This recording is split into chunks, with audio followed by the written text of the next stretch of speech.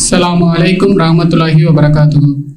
என்னுடைய பேர் முகமது ரயான். என்னுடைய பழைய பேர் ஃபிலிப்பு. நான் அல்ஹம்துலில்லாஹ் 2 வருஷத்துக்கு முன்னாடி இஸ்லாத்தை ஏற்றுக்கிட்டேன். நான் இன்னைக்கு பேச போகிற தலைப்பு என்னன்னா, நான் ஒரு எக்ஸ்பிரிமெண்ட்டை பற்றி பேசுகிறேன். அந்த எக்ஸ்பிரிமெண்ட்டோட தலைப்பு என்னன்னா யூனிவர்ஸ் 25. யூனிவர்ஸ் 25ங்கிற எக்ஸ்பிரிமெண்ட் யார் பண்ணது அப்படின்னா, ஜான் பி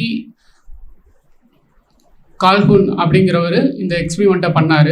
இந்த எக்ஸ்பிரிமெண்ட்டோட நோக்கம் அப்படின்னா என்னென்னா, ஒரு நமக்கு கற்பனையில் நமக்கு சொர்க்கம் எப்படி இருக்கும் அப்படிங்கிறது நமக்கு அல்ஹம்துலில்லாஹ் குர்ஆன் வழியாக நமக்கு கண்டிப்பாக தெரியும். ஆனால் ஒரு உண்மையாலுமே ஒரு சொர்க்கத்தோட ஒரு சுச்சுவேஷனை உருவாக்கி அதில் சில லிட்டராக சொல்லணும்னா எலிகளை ஒரு சொர்க்கத்தோட அட்மாஸ்பியரில் வாழ வச்சு அது என்னவா நடந்திருக்கும், அப்படி அதோட ரிசல்ட் என்ன அப்படிங்கிறத பற்றி தான் இந்த எக்ஸ்பிரிமெண்ட் நமக்கு சொல்லும். இந்த எக்ஸ்பிரிமெண்ட்டோட நோக்கம் பார்த்தோம் அப்படின்னா, ஒருவேளை நமக்கு ஃபுட்டு நமக்கு மொத்தம் 3 விஷயம் தான் நமக்கு உயிர் வாழ்கிறதுக்கு தேவை. உணவு, உடை, இருப்பிடம். இது 3 இருந்தால் அல்ஹம்துலில்லாஹ் நம்ம உயிர் வாழ்ந்துடலாம். அந்த மாதிரி ஒரு சுச்சுவேஷனை எலிகளுக்கு உருவாக்கி அது கடைசியாக என்ன ஆணுச்சு அப்படிங்கிறது தான் இந்த எக்ஸ்பிரிமெண்ட்டோட நோக்கம்.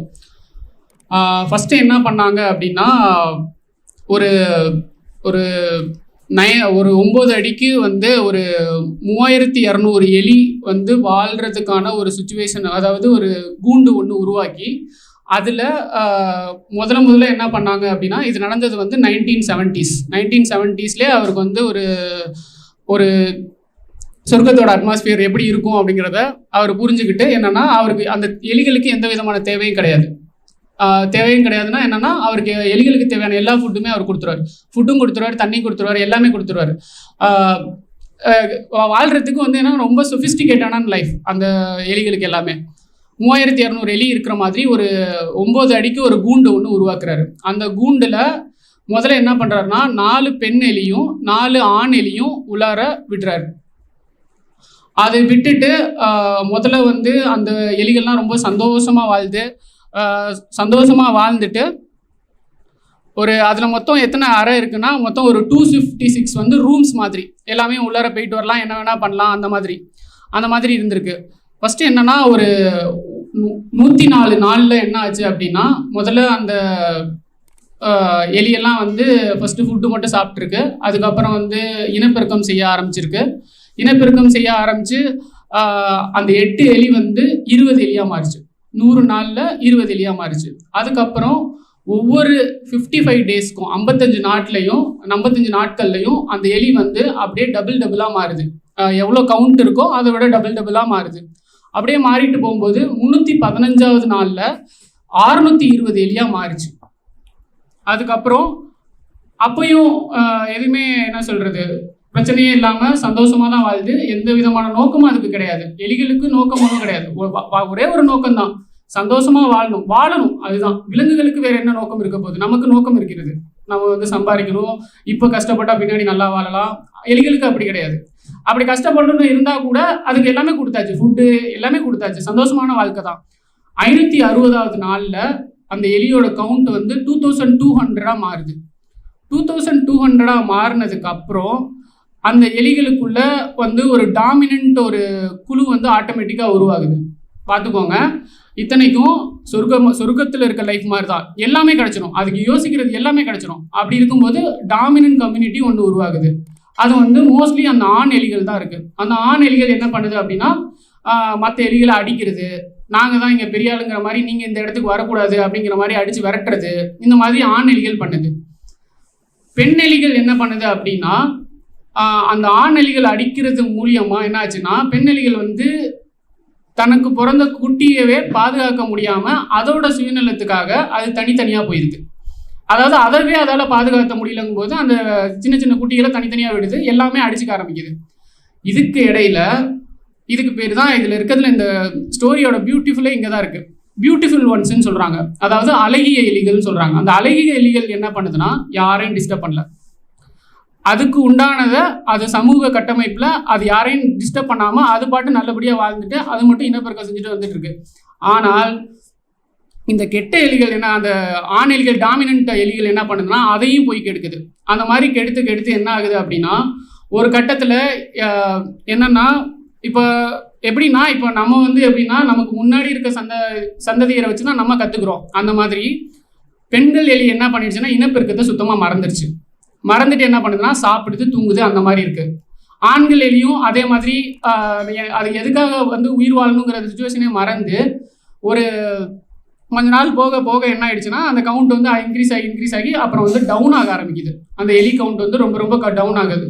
டவுன் ஆகி என்ன ஆயிடுச்சு அப்படின்னா ஒரு கட்டத்தில் ஒவ்வொரு எலியா சாக ஆரம்பிக்குது. இதில் என்னன்னா அந்த பியூட்டிஃபுல் ஒன்ஸ்ன்னு சொல்கிறோம் இல்லையா, அந்த எலிகளும் சாக ஆரம்பிக்குது. பார்த்துக்கோங்க, நமக்கு வந்து என்னதான் வந்து ஒரு சொர்க்கமான வாழ்க்கை, எந்த விதமான தேவையும் நமக்கு கிடையாது, எல்லாமே கொடுத்தும் அது வந்து தன்னை வந்து எதுவுமே எல்லாமே கொடுத்ததுனால அது என்ன ஆயிடுச்சுன்னா கடைசியில் வந்து அதுவே அதோட சமூகத்தில் எதுக்கு நம்ம வாழ்கிறோம் அப்படிங்கிறதையே மறந்துட்டு அது பாட்டு வந்து ஒன்றா வந்து அடிச்சுட்டு அப்படியே வந்து செத்துருச்சு. அப்படியே கடைசியாக வந்து ஒரு 40 எலி ஆகுது, 30 எலி ஆகுது, 20 எலி ஆகுது. அப்படியே கொஞ்சம் கொஞ்சமாக அந்த இனமே மொத்தமாக அந்த இதில் அழிஞ்சிருச்சு. இந்த எக்ஸ்பிரிமெண்ட்டை எலிகளுக்கு பண்ணி பார்க்காம இன்னும் சில உயிரினங்களுக்கும் அவர் பண்ணி பார்த்துருக்காரு. எல்லாத்துலேயுமே சேம் ரிசல்ட்டு தான். கடைசியாக வந்து ஒரு உயிரினம் கூட அந்த கூண்டில் இல்லை. அப்படி இருக்கும்போது நமக்கும் வந்து இந்த வாழ்க்கையில் எல்லாமே கிடைச்சிருந்தாலும் நம்மளும் இதே சுச்சுவேஷனுக்கு தான் உருவாகி இருப்போம். இதே சுச்சுவேஷன் தான் நமக்கு வந்திருக்கும். நமக்கு வந்து பிறக்கும் போதே வந்து நம்ம எல்லாரும் சொல்கிற டைலாக் என்ன அப்படின்னா நமக்கு வந்து எல்லாமே கிடைச்சிருக்கலாமே, அவங்களுக்கு மட்டும் பிறக்கும் போதே பணக்காரனாக பிறந்திருக்காங்களே, நம்ம மட்டும் ஏன் வந்து ஏழையாக பிறக்கணும், நம்மளும் வந்து பணக்காரனாக பிறந்திருக்கலாமே. இஃப் சப்போஸ் எல்லாமே கிடைச்சி நம்ம எல்லாமே கிடைச்சி நம்ம உயிர் வாழ்ந்துருந்தோம் அப்படின்னா இதே சுச்சுவேஷனுக்கு நம்மளை வாழ்க்கை வந்து தள்ளிட்டு போயிருக்கும். இந்நேரம் நம்ம வந்து உயிரோட இருந்திருப்பாமாங்கிறது டவுட்டு தான். சரி, இது வந்து அல்லாவின் புறத்திலிருந்து இறைவனோட புறத்திலிருந்து நமக்கு அந்த வார்த்தைகள் வந்துதா அப்படின்னு கேட்டால் கண்டிப்பாக வந்திருக்கு. இதிலிருந்து நமக்கு 3 விஷயம் தெரியுது. அந்த 3 விஷயமே குரான்ல சொல்லியிருக்காங்க. அல்லாஹ் வந்து குரான்ல வந்து சொல்லியிருக்கான். அது என்னென்ன சுச்சுவேஷன் அப்படின்னா முதல்ல வந்து நமக்கு வந்து பொருள் வளம் வந்து நமக்கு வந்து நிம்மதியோ நிலைத்தன்மையோ மாறாக அதை நம்ம தவறாக யூஸ் பண்ணிட்டோம் அப்படின்னா அது வந்து ஒரு கண்ட்ரோலில் இல்லாமல் நமக்கு வந்து அழிவை உண்டாக்கும். ஃபார் எக்ஸாம்பிள் நம்ம என்ன சொல்லலாம் அப்படின்னா நம்மக்கிட்ட வந்து எல்லா விதமான பணமும் இருக்குன்னு வச்சுக்கோங்களேன். எல்லா பணமும் இருக்குது, எந்த விதமான கவலையுமே நமக்கு கிடையாது அப்படின்னா நம்ம நமக்கு சப்போஸ் வந்து உடம்பு சரியில்லைன்னா ஒரு பெட்டில் அட்மிட் ஆகுற அளவுக்கு நமக்கு உடம்பு சரியில்லை, நம்ம போய் ஒரு ஹாஸ்பிட்டலில் அட்மிட் ஆகிறோம். அப்போது நமக்கு பணம் எல்லாமே இருக்குது. நம்மளை வந்து என்ன சொல்கிறது, ஹாரன் அழுத்துனா வந்து நர்ஸ் வந்து நம்மளுக்கு எல்லாமே பார்த்துப்பாங்க. அப்படி இருக்கும்போது நமக்கு சந்தோஷமாக இருக்குமா அப்படின்னு நம்ம ஒரு நிமிஷம் யோசிச்சு பார்த்தோம்னா கண்டிப்பாக இல்லை. நீங்கள் அப்படி ஒரு சுச்சுவேஷனில் இருந்திருந்தீங்கன்னா கூட நமக்கு தெரிஞ்சிருக்கும். நம்ம தனிமையாக ஒரு பெட்டில் படுத்திருக்கோம், நம்மளை பார்க்குறதுக்கு யாரோ வந்துட்டு போகிறாங்க. ஆனால் நமக்கு கூட இருக்கவங்க கொடுக்குற மாதிரி வராது. ஃபார் எக்ஸாம்பிள் அம்மா எடுத்துக்கலாம், தம்பி எடுத்துக்கலாம், அப்பாவை எடுத்துக்கலாம். அவங்க கொடுக்குற மாதிரி ஒரு பாசம் நமக்கு வந்து வராது. அப்போது அல்லாஹ் வந்து என்ன சொல்கிறான், குடும்பத்தை பேணணும் அப்படிங்கிற மாதிரி சொல்கிறான். அப்போ நமக்கு வந்து என்னென்னா பணக்காசு வந்து நம்மளை வந்து என்ன சொல்கிறது, நிம்மதியை கொடுத்துறாது, ஒரு நிலைத்தன்மையை கொடுத்துறாது. அதை தாண்டி ஏதோ ஒன்று இருக்குது, அதுக்கு பேர் தான் நம்ம சொல்கிறது வந்து பாசம். கரெக்டாக நம்ம அந்த மாதிரி போயிட்டு இருக்கும்போது இந்த மாதிரி தான் நடக்கும். இப்போ வந்து என்னன்னா மூசா நபி காலத்தில் ஒரு மிகப்பெரிய ஒரு செல்வந்தர் இருந்தார், ஹாரூன் சொல்லிட்டு.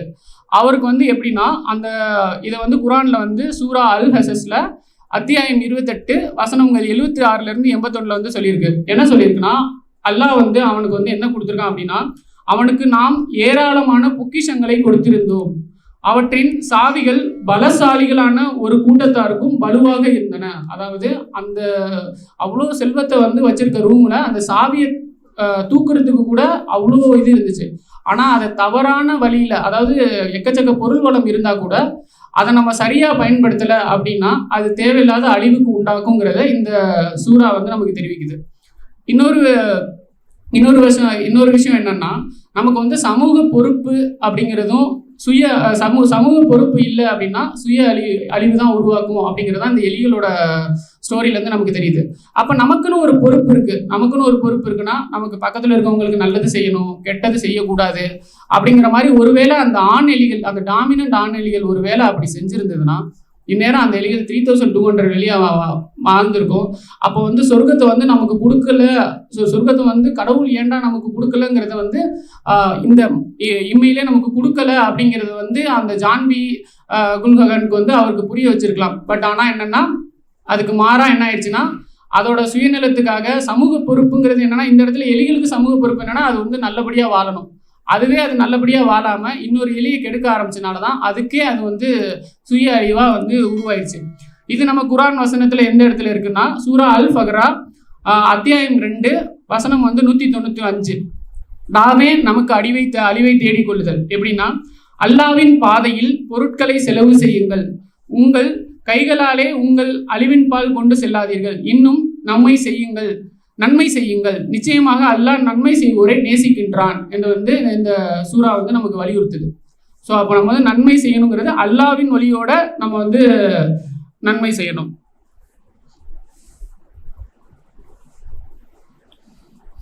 லாஸ்ட் ஒன்று நமக்கு வந்து என்ன சொல்றது, நமக்கு ஏன் வந்து சோதனைகள் நிகழ்துங்கிறதுக்கு வந்து குரான்ல வந்து ஏன் நமக்கு வந்து நிறைய இது வந்து நமக்கே இப்படிப்பட்ட சோதனை வருதுங்கிறதுக்கு வந்து நம்ம என்ன பொதுவாக நம்ம சொல்றது என்னன்னா, நம்ம சோதிக்கப்பட்டா வந்து என்ன அல்லாஹ்வால நேசிக்கப்படுகிறோம் அப்படிங்கிற மாதிரி தான் தெரியும். ஆனால் அதுக்கான பர்டிகுலர் வசனம் குரான்ல இருக்கு. நம்ம சவால்களும் சோதனைகளும் நம் வாழ்க்கைக்கு தேவை, கண்டிப்பா தேவை. இந்த மாதிரி சவால்களும் சோதனைகளுக்கும் ஒருவேளை அந்த எலிகளுக்கு கொடுக்கப்பட்டிருந்தால் அந்த சவால்களையும் சோதனைகளையும் எப்படி டேக்கிள் பண்ணுறதுங்கிறதுல கான்சன்ட்ரேட் பண்ண ஆரம்பிச்சிருக்கோம். தேவையில்லாமல் அதுக்கு எல்லாமே கொடுக்கப்பட்டனால தான் அந்த எலிகள் வந்து இன்னொரு எலிகளை வந்து சாகடிக்கிறதையோ இல்லை டாமினேட் பண்ணுறதை பற்றியோ, அது எதுக்காக அது வந்து வாழணுங்கிற நோக்கத்தையே மறந்து தன்னைத்தானே வந்து அழிவுக்கு கொண்டுட்டு போயிடுச்சு. அது என்ன வசனம் அப்படின்னா, சூரா அல் ஃபக்ரா 2வது அத்தியாயம் 150வது வசனம் என்னன்னா, சோதனைகளோட அவசியத்தை பற்றி இந்த வசனம் சொல்லுது.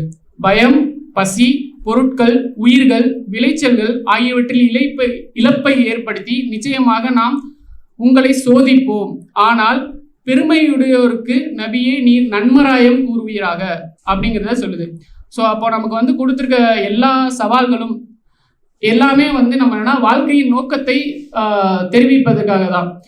எந்தவித சவால்களும் இல்லாத போது எலிகள் தங்கள் குணநலன்களை இழந்து வெறும் உடற்கூறியல் ரீதியான இருப்பு என்ற நிலைக்கு சென்று இறுதியில் அந்த அழகிய எலிகளையே வந்து அது வந்து தேவையில்லாமல் வந்து சாகடிச்சிருச்சு.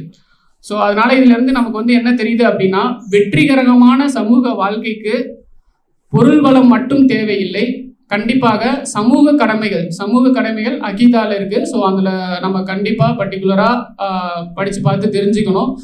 இந்த மாதிரி ஒரு சமூக கடமைகள் நமக்கும் இல்லை அப்படின்னு போனால் இந்த எலிகளை போல நாமும் வாழ்வதற்கான நோக்கத்தை இழந்து கண்டிப்பாக நாம் அழிவை மட்டுமே சந்திப்போம். ஸோ அதனால தான் நமக்கு சோதனைகளும் சவால்களும் பொருள் வளம் கொடுப்பதும் பொருள் வளம் கொடுக்காமலும் நமக்கு இருந்ததற்கான மேஜர் ரீசன் என்கிறத நான் சொல்லிக்கிட்டு இந்த உரையை முடிச்சு கொள்கிறேன். அல்ஹம்துலில்லாஹ். அஸ்ஸலாமு அலைக்கும் வரஹ்மத்துல்லாஹி வபரகாத்துஹு.